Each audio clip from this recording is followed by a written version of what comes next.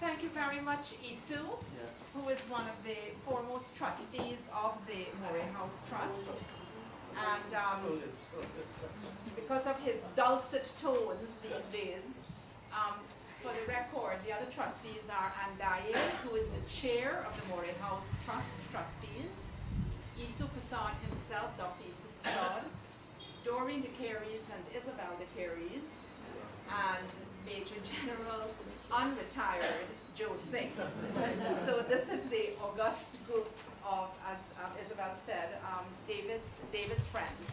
And Daye is the trustee who is not with us today. She's in Barbados meeting with her medical advisor.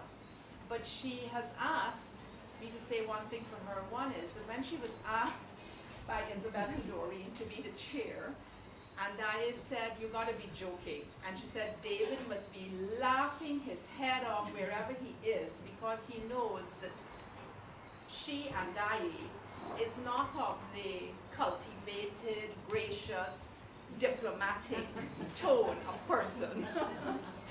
And Doreen and I think Isabel said, that's why we chose you, Andaye. So on behalf of Andaye, she sends her blessings and her love to Isabel and Doreen in particular and to everybody here.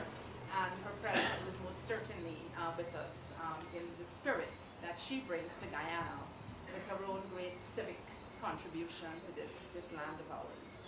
So with that, we now want to move into the Martin Carter celebration, which is the second part of the program. And we'd like to begin this is Martin's 14th commemoration. This was the very day on which he died. And I was delighted to see the most beautiful article in Stavrik News today with the quotation, "I dream to change the world."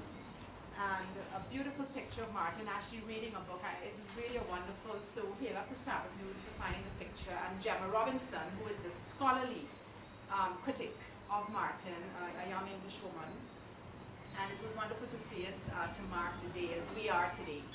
So with that, I'd like to ask Ian MacDonald to come and to give a tribute to Martin and to read. Before you stand, Ian, yesterday when we were rehearsing, and we were saying, and I was saying, well, all of you wonderful people are going to read, and just before that, Ian is going to say something, and more than one of them said, "The Ian MacDonald?"